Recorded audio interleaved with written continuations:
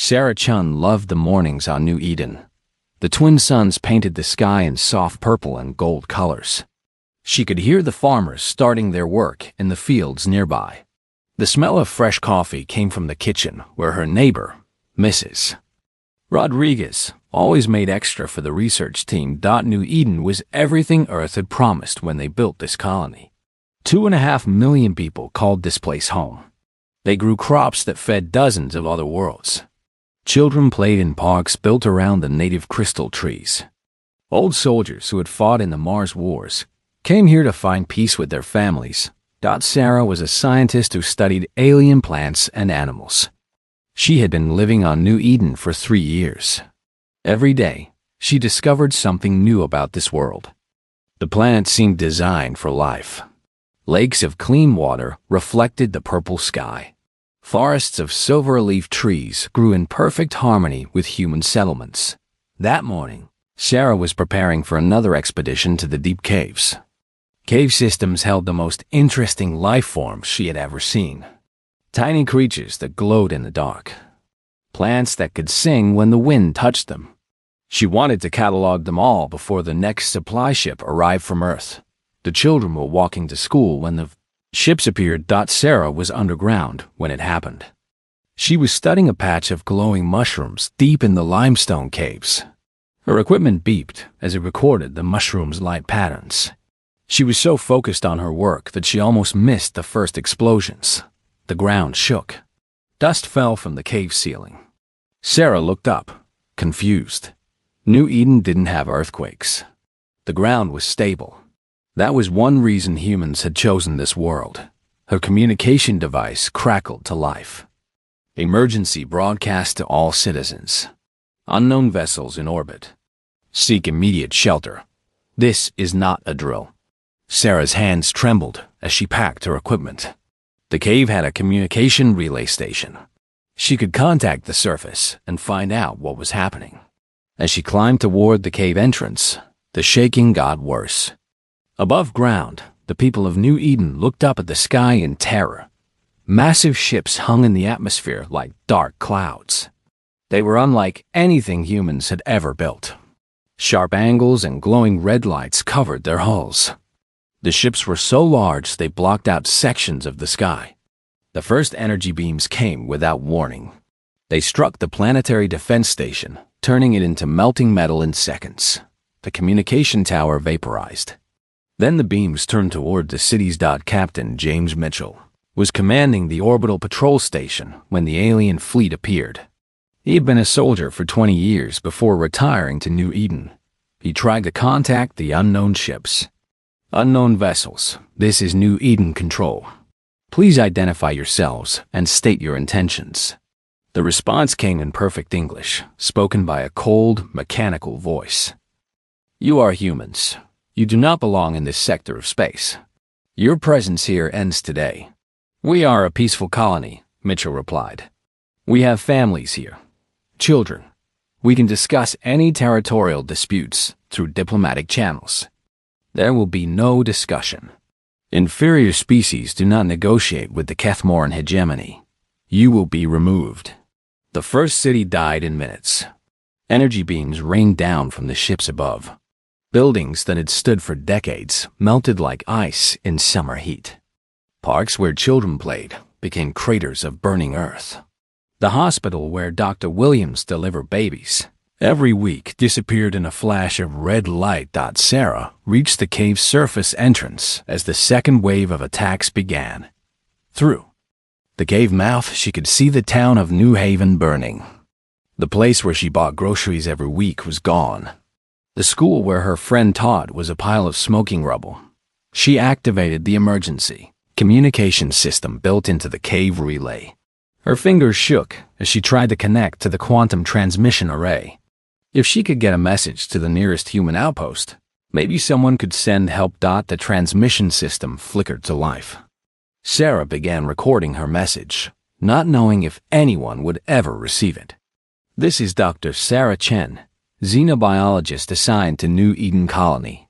We are under attack by unknown alien forces calling themselves the Kethmoran hegemony. They are systematically destroying all human settlements. The colony is lost. 2.5 million civilians are being murdered. Please, someone needs to know what happened here. On the main Kethmoran command ship, Admiral Thekvar watched the destruction with satisfaction. His species had conquered 47 worlds. Each conquest followed the same pattern. Arrive with overwhelming force. Destroy all resistance. Remove the inferior species. Claim the world for the hegemony. Humans were no different from the other weak races they had eliminated. Thekvar had studied human settlements in this region. Small populations, light defenses, no significant military presence. The perfect targets for expansion. Admiral, his weapons officer, reported, the primary settlements have been eliminated. Shall we begin surface bombardment of the remaining structures? Proceed, Thekvar replied. Leave nothing standing. I want other species in this sector to understand what happens when they occupy worlds meant for the Kethmoran. The bombardment continued for 6 hours. Every human settlement on New Eden was reduced to ash and crater. The farms that fed other worlds burned. The crystal trees that children loved to climb exploded from the heat of energy beams. Sarah watched her world die from the safety of the deep caves. The communication array overloaded and died after her message was sent. She hoped someone had received it. She hoped someone would remember that New Eden had existed. As night fell, the Kethmoran ships departed. They left behind a dead world. No human structures remained standing. The lakes boiled from the orbital bombardment. The silver forests were black stumps reaching toward an empty sky. In the darkness of the caves, Sarah Chun became the only human witness to the complete destruction of New Eden Colony. She had no way to know if her message had reached anyone. She had no way to know that her desperate transmission would travel through quantum relays across the galaxy. She had no way to know that her words would soon reach the most dangerous species in the known universe, humanity. The quantum relay station orbiting Jupiter received Dr. Chen's transmission 6 weeks after New Eden died. The message traveled through a network of communication nodes that connected every human world. It was marked as an emergency transmission, which meant it bypassed normal communication traffic. Lieutenant Commander Rosa Santos was monitoring the relay station when the message arrived. She had been doing routine maintenance checks when her computer started flashing red warning lights. Emergency transmissions were rare. The last one had been 3 years ago, when a mining accident trapped workers on Titan. Santos opened the message file and watched in horror as Dr. Chun's desperate words filled her screen. The video showed a woman covered in cave dust, her face streaked with tears. Behind her, the cave entrance glowed orange from fires burning outside. This is Dr. Sarah Chun, xenobiologist assigned to New Eden Colony. We are under attack by unknown alien forces calling themselves the Kethmoran. Hegemony. Santos had family on New Eden. Her brother Miguel had moved there with his raise. Wife and 3 children after leaving the Earth Defense Force. He wanted his kids to grow up somewhere peaceful, somewhere safe. She sent the message through priority channels to Earth Defense Command immediately. Fleet Admiral Marcus Webb was in his office on Luna Base when the transmission reached him. He had been reviewing supply reports for the outer colonies. Webb was 62 years old and had served in the Earth Defense Force for 40 years. He had seen 3 wars and countless skirmishes. Nothing in his experience prepared him for what he was about to watch. The message played on his wall screen. Dr. Chun's voice cracked as she described the alien attack. The transmission showed brief glimpses of burning cities through the cave entrance. Webb could hear explosions in the background. He could hear people screaming. When the message ended, Webb sat in silence for a long moment. His daughter Elena had lived on New Eden. She was a teacher at the primary school in New Haven. His grandchildren went to that school. His son-in-law worked at the Agricultural Research Center. Webb activated his communication system and called for an emergency session of the Earth Defense Council. The council chamber filled within 2 hours. Representatives from every major human world attended either in person or through holographic projection. Webb stood before them, his face grim. Behind him, the wall displayed a star map showing New Eden's location on the edge of human space. 6 weeks ago, the colony of New Eden was attacked and completely destroyed by an alien force calling itself the Kethmoran hegemony. Webb began. 2.5 million human civilians were murdered. Every settlement was burned to the ground. We have one survivor. The council chamber erupted in shocked voices. Councilor Martinez from Mars stood up first. How is this possible? New Eden had orbital defenses. They had early warning systems. Webb played Dr. Chun's transmission for the council. The chamber fell silent as they watched the young scientist's desperate message. Some counselors looked away when the camera showed burning cities in the background. This was not a raid or a border skirmish. Webb continued after the message ended. This was genocide. The aliens gave no warning. They made no demands.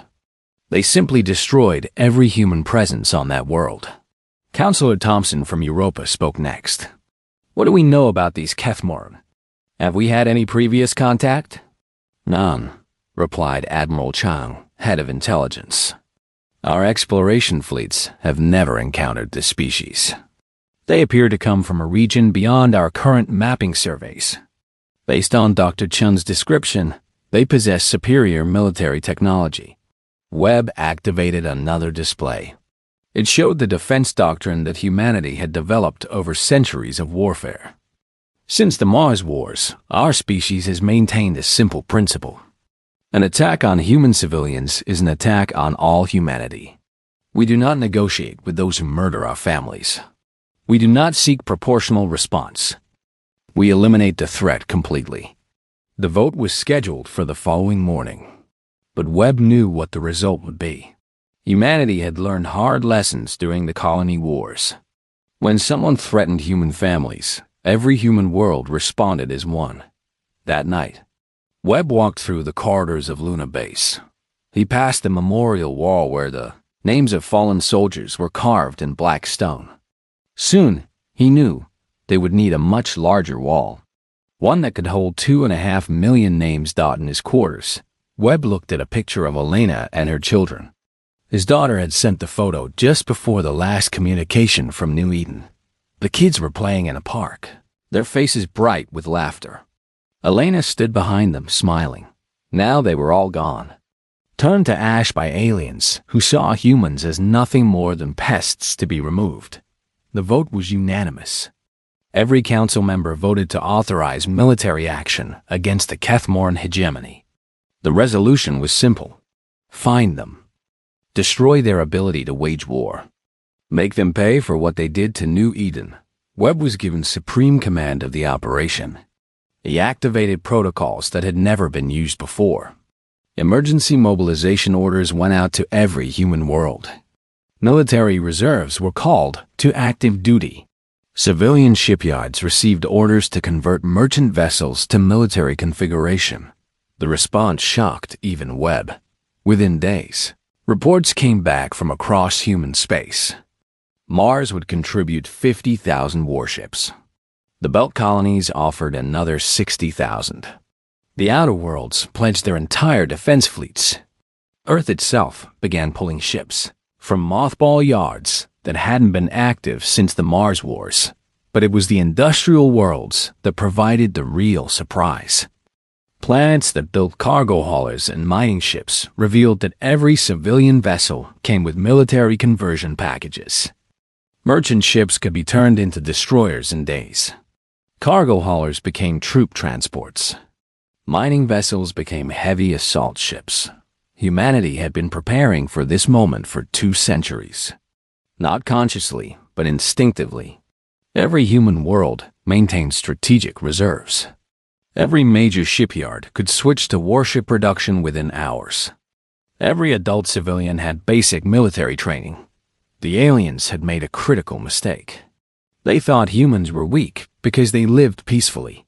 They didn't understand that humans chose peace because they were strong enough to maintain a dot within 1 month. 300,000 warships were either active or under construction. The largest military fleet in human history was assembling at staging areas throughout human space. Webb named the operation Righteous Fury. It was time to show the galaxy what happened when someone decided to murder human children. The Kethmoran hegemony had destroyed one human world. Now humanity was coming to destroy them. The shipyards of Mars had not seen activity like this since the colony wars. Giant construction bays that had been building cargo ships and passenger liners suddenly switched to military production. The red planet sky filled with sparks from welding torches, and the bright flames of fusion drives being tested. Director Hassan watched from the observation deck as his workers transformed the massive merchant vessel, Golden Harvest, into a destroyer. The conversion took only 3 days. Hidden weapon mounts emerged from concealed panels. Civilian sensors were replaced with military-grade targeting systems. The cargo holds became missile magazines. How many more can we convert? Admiral Webb asked during his inspection visit. Every merchant ship in the system, Hassan replied. We've been building them with military conversion capability for decades. The merchant marine insisted on it after the Titan incident. They said civilians should be able to defend themselves. Webb nodded. He was learning that humanity had been preparing for war without realizing it.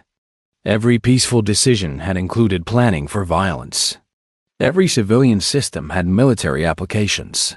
On Europa, the ice mining platforms revealed their true purpose. The massive fusion drills used to extract water from the moon's surface were being mounted on warship hulls.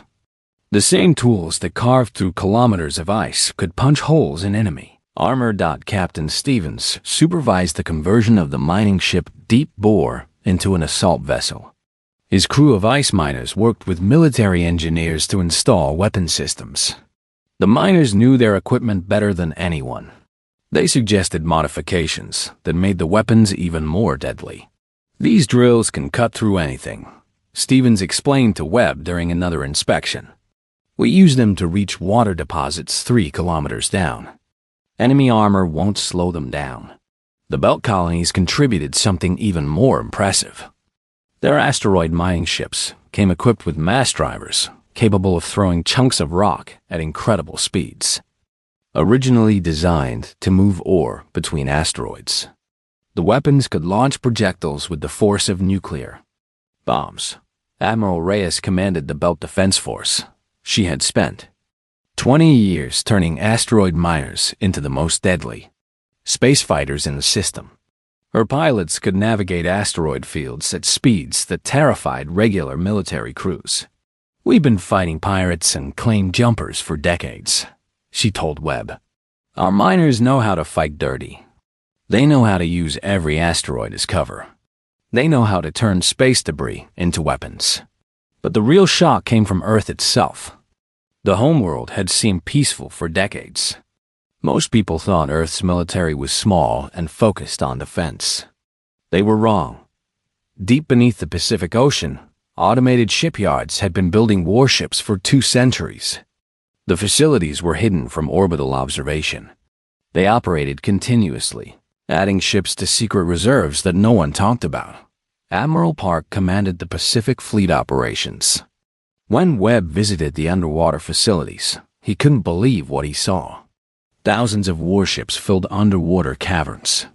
Some were designs he had never seen before.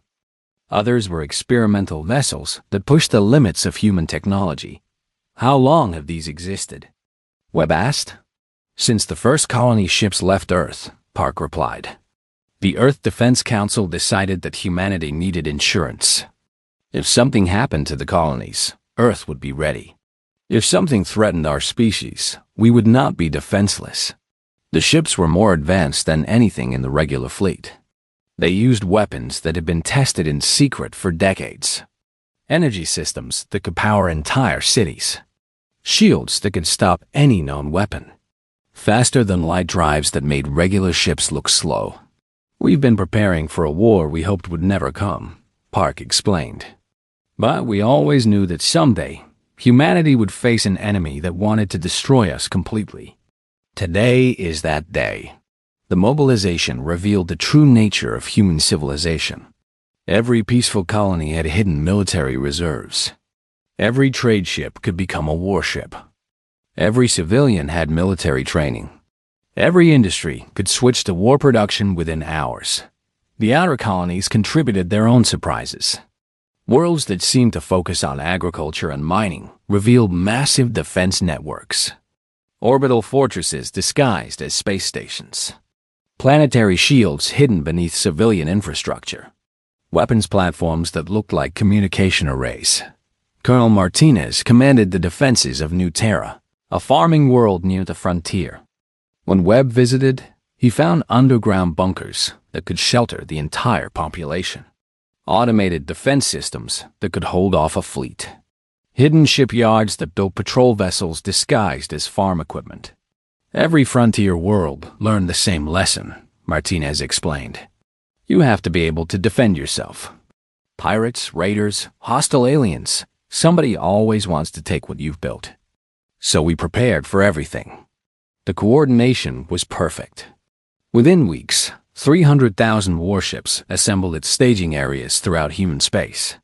Support vessels numbering in the millions provided logistics, medical care, and maintenance. Every ship crew trained together using simulation systems that had been developed over centuries. Webb established his command center on Luna Base. From there, he could coordinate the largest military operation in human history. The numbers still amazed him. Humanity had built enough warships to conquer most of known space. They had done it quietly, over generations, without anyone noticing. Intelligence reports came in from other species throughout the galaxy. The alien races were watching human fleet movements with growing alarm. The Galactic Commerce Guild sent nervous communications asking about human intentions. The Praxian Federation offered to mediate any conflicts. None of them understood what they were seeing. They thought humans were mobilizing for conquest. They didn't realize this was a funeral procession.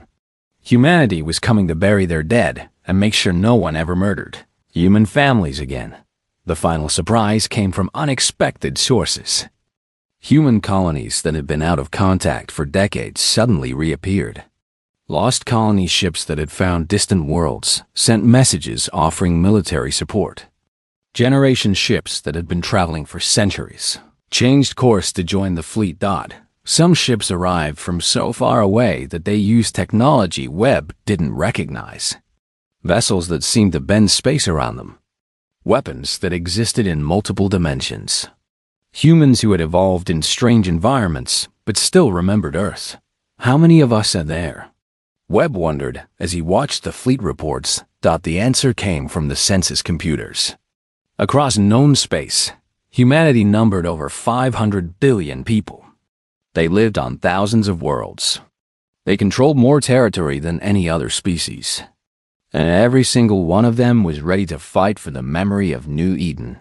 The Kethmoran had killed 2.5 million humans. Now they faced the anger of 500 billion. The fleet was ready. The weapons were charged. The course was plotted toward Kethmoran space. It was time to teach the galaxy what human fury looked like. Admiral Lekvar was enjoying his victory celebration when the first reports reached him. His officers had gathered in the command chamber of his flagship to commemorate another successful conquest. The destruction of the human colony had been easier than expected. Weak defenses. No significant resistance. Another inferior species removed from Kethmoran space. Admiral, his intelligence officer reported. We're receiving communications from our border monitoring stations. They report unusual activity in human territory. Lekvar barely looked up from his ceremonial drink. The liquid glowed purple in the crystal cup, a tradition after every successful campaign. What kind of activity? Increased ship movements. Our observers count several thousand vessels moving toward our borders. Several thousand? Lekvar laughed, a sound like grinding metal.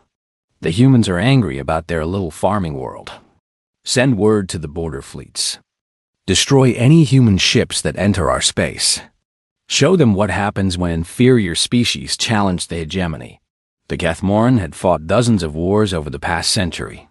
They had conquered 47 worlds and eliminated 23 different species. Their military doctrine was simple: overwhelming force against weak enemies. No species had ever been able to match their technology or their ruthlessness. Humans appeared to be no different. The intelligence reports showed small populations spread across distant worlds. Light military presence. Peaceful settlements focused on trade and agriculture. The perfect targets for expansion. 3 days later, the reports changed. "Admiral," the intelligence officer returned, his voice uncertain. "The border stations are reporting different numbers. They now count over 50,000 human ships approaching our territory." Dekvar frowned. 50,000 ships was unusual for a minor species, but not impossible.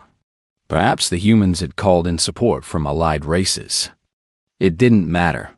The Kethmoran border fleets numbered over 100,000 vessels. They could handle any human response. "Increase patrols along the border," he ordered. "Prepare the third battle fleet for possible engagement." But the numbers kept growing. By the end of the week, Kethmoran observers reported 100,000 human ships. Then 200,000. The reports became more frantic as the numbers climbed higher. General Kexton commanded the border defenses at Sektar, a fortress world that guarded the main approach to Kethmoran space. He had never seen anything like the human fleet that appeared on his long-range sensors. The formation stretched across half the star system. Ships of every size and configuration moved in perfect coordination. The humans maintained exact spacing and timing. Their communication discipline was flawless. No chatter, no unnecessary signals. Just cold, professional efficiency. "How many ships are we looking at?" Kexton asked his sensor officer. "Computer estimates 300,000 vessels, General. But the formation is so large that our sensors cannot count them all accurately." Kexton stared at the tactical display. 300,000 warships. No species in known space possessed such military strength. The Kethmoran hegemony itself had never assembled a fleet half that size. "This must be an error," he muttered. "Run the sensor sweep again." The numbers came back the same. 300,000 human warships approaching Sektar at steady speed. No threats broadcast. No demands transmitted. They just kept coming. Kexton sent an urgent report to Admiral Dekvar. The response came back within hours. "Impossible. Humans are a minor species. Our intelligence indicates they possess limited military capability. Your sensors must be malfunctioning." But the sensors were working perfectly. The human fleet arrived at Sektar exactly when the computers predicted. They took positions throughout the star system with mechanical precision. Every ship knew exactly where to go and what to do. The first contact came when a single human vessel approached the fortress world. It was smaller than most Kethmoran ships, but its hull gleamed with weapons that Kexton didn't recognize. The ship maintained perfect formation, even as defensive batteries targeted it. A transmission came from the human vessel. The voice was calm and professional, speaking in perfect Kethmoran language. "This is Captain Morrison of the Earth Defense Force vessel Retribution. We are here to discuss your recent attack on our colony at New Eden. You have 1 hour to surrender your military forces and prepare for occupation." Kexton couldn't believe what he was hearing. A single human ship was demanding surrender from a fortified star system. "Human vessel, you are vastly outnumbered. Our defenses can destroy your entire fleet." "General," the human captain replied, "you have 58 minutes remaining." The battle began when Kexton ordered his defense batteries to open fire. Thousands of energy beams and missiles streaked toward the human fleet. The Kethmoran had never faced an enemy that could withstand their concentrated firepower. What happened next changed everything. The Kethmoran thought they knew about warfare. The human ships moved like living creatures. They twisted and turned through space with impossible grace. Their defensive systems intercepted incoming fire with perfect accuracy. Energy beams that should have destroyed them passed harmlessly through defensive barriers, but it was the human weapons that truly terrified the Kethmoran defenders. Energy blasts that turned matter into plasma, missiles that could think and adapt, projectile weapons that fired chunks of metal at speeds that defied physics. The fortress world's shields, designed to stop any known weapon, collapsed within minutes. Defense platforms that had protected Sektar for decades simply vanished in balls of white fire. The orbital stations where thousands of Kethmoran soldiers lived and worked became expanding clouds of debris. General Kexthan watched his defenses die from the command bunker deep beneath Sektar's surface. His communications officer tried to contact the surviving ships, but most had stopped responding. Those that remained reported the same thing. Human weapons were unlike anything they had encountered. "Sir," his aide reported, voice shaking, "the surface batteries have been eliminated. The orbital fortresses are gone. We've lost contact with the 3rd Defense Fleet." On his tactical display, Kexton watched red dots disappear one by one. Each dot represented hundreds of Kethmoran soldiers. Ships that had served the hegemony for decades were being destroyed in seconds. The humans hadn't even used their main fleet. The attack came from a small advance force, while the majority of human ships waited in perfect formation. They watched the battle with the patience of predators who knew the outcome was never in doubt. "Captain," Morrison's voice came through the communications again. "General, your time is up. Surrender now, or we will demonstrate what our main fleet can do." Kexton looked at his remaining forces. Less than 10% of his ships were still operational. The planet's defenses were completely destroyed. His soldiers were trapped in underground bunkers, while human ships controlled the space above them. "What do you want?" he asked. "Information," Morrison replied. "We want to know everything about your hegemony. Fleet positions, military strength, command structure, and we want to know where to find Admiral Thekvar, the murderer who destroyed New Eden." The battle at Sektar lasted 47 minutes. When it ended, the Kethmoran border defenses had been completely eliminated. News of the defeat spread through the hegemony faster than official reports.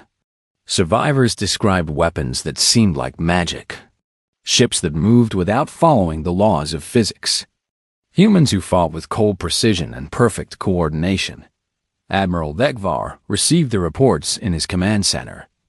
The descriptions seemed impossible. No species possessed such military capability. But the evidence was overwhelming. Sektar had fallen. The border defenses were gone.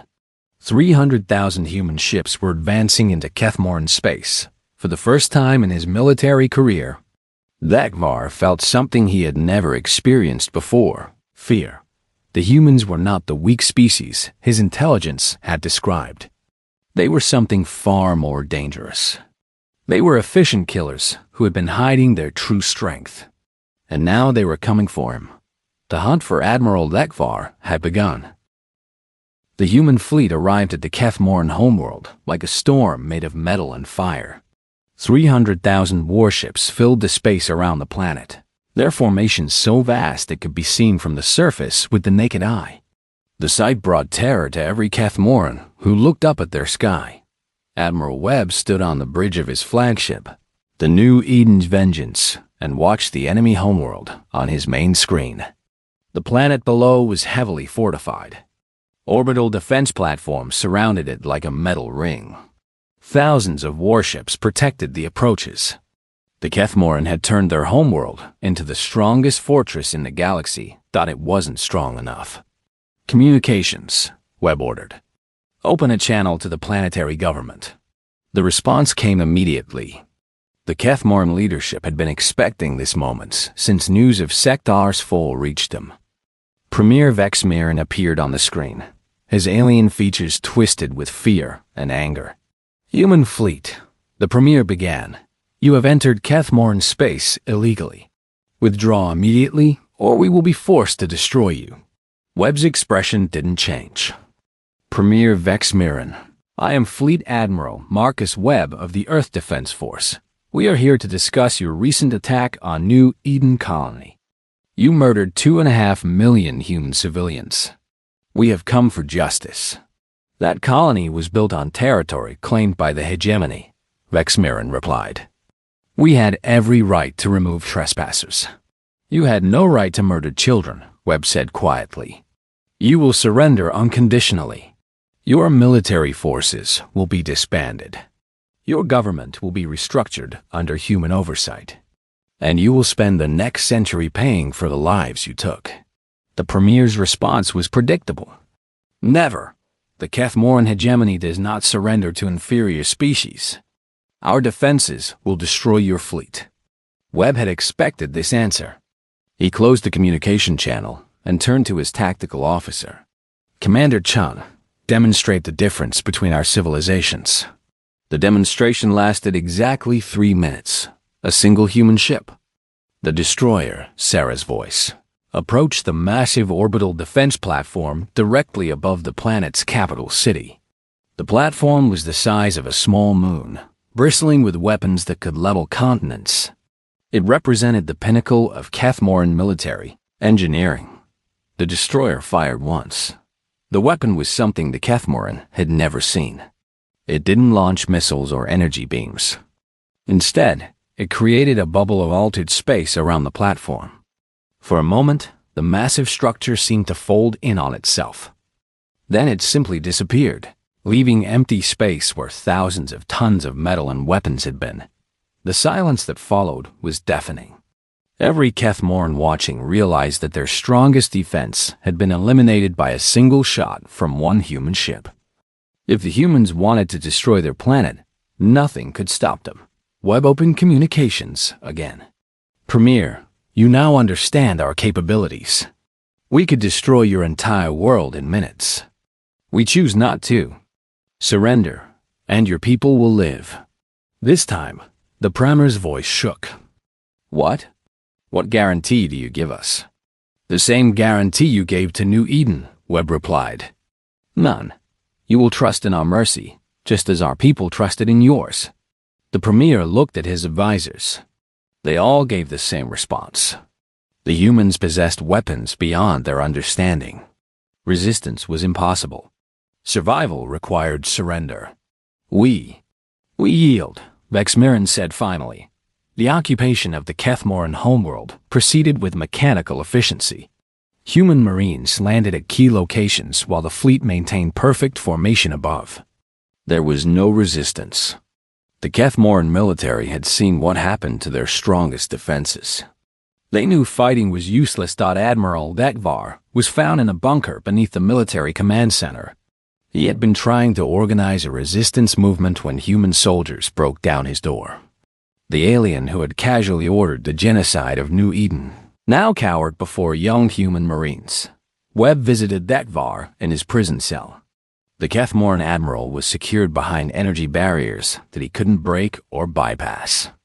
For the first time in his life, Dekvar was helpless. "You are the one called Webb," Dekvar said. "I studied your military records after Sector fell. You lost family on the colony world." "My daughter Elena," Webb replied. "My grandchildren Marcus and Sarah. They lived in New Haven. I did not know their names when we destroyed that place," Dekvar said. "They were simply numbers in our reports. Obstacles to be removed." Webb studied the alien through the energy barrier. "That was your mistake. You thought humans were obstacles. We are not obstacles. We are families. We are children and parents and grandparents who love each other. When you murder our families, we don't just fight for territory or resources. We fight for the memory of everyone we've lost. Your species fights with unusual coordination," Dekvar observed. "We have never faced such disciplined forces." "We've been practicing," Webb said simply. "For thousands of years, we've been learning how to work together, how to fight together, how to die together if necessary. You thought we were weak because we choose peace.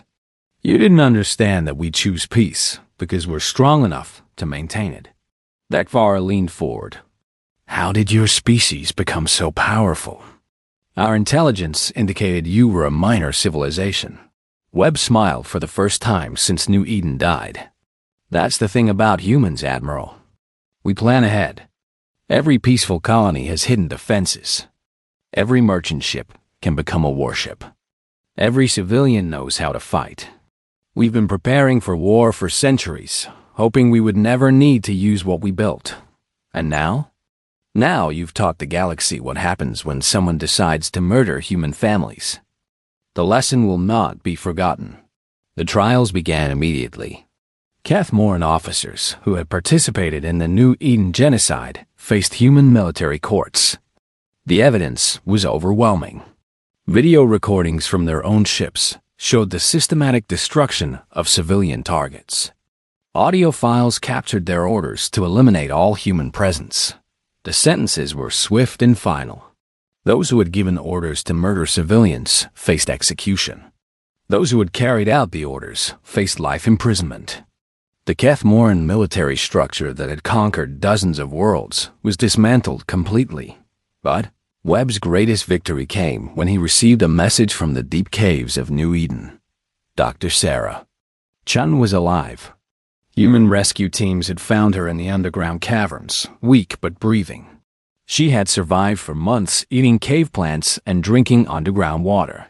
Dr. Chun, Webb said when he visited her in the medical station, your message saved our species. Because of your courage, the galaxy now knows what happens when someone attacks human civilians. Sarah looked up at him with tired eyes. Did we win? We won, Webb confirmed. The Kathmoran will never threaten humans again. And other species throughout the galaxy are reconsidering their opinions about humanity. Sarah smiled. It was the first genuine smile anyone had seen from her since New Eden died. Elena Webb was my friend. She talked about her father all the time. She was proud of you. Webb felt tears he had been holding back for months finally escape. She would be proud of you too, Sarah. You made sure her death meant something. The reconstruction of New Eden began immediately. Human engineers and terraforming specialists worked to repair the damage done by the Kathmoran bombardment. The crystal trees were replanted. The cities were rebuilt. The schools where children had played were constructed exactly as they had been before. But at the center of the main city, a new memorial was built. Black stone walls contained the names of every human who died during the attack. At the top of the memorial, words were carved in letters that could be seen from orbit. They came in peace. They died for no crime except being human. We will remember. We will never forgive. The galaxy learned its lesson quickly.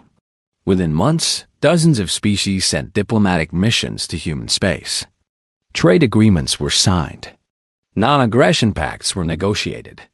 Everyone wanted to avoid the fate of the Kathmoran hegemony. The message was clear throughout known space. Humans could be friends, allies, and trading partners. They preferred peace and cooperation.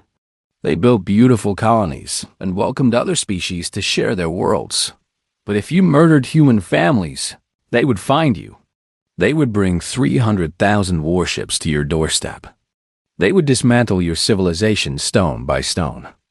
And they would make sure the galaxy remembered what happened when someone decided that human lives didn't matter. Admiral Dekvar spent his remaining years in a human prison, thinking about the choices people had made. They could have contacted the humans diplomatically. They could have negotiated for territory or resources. They could have found peaceful solutions. Instead, they had chosen genocide. And they had learned too late that humanity's greatest strength was not there. Weapons or their ships or their technology dotted. Was their love for each other and their promise to never let anyone hurt their families again.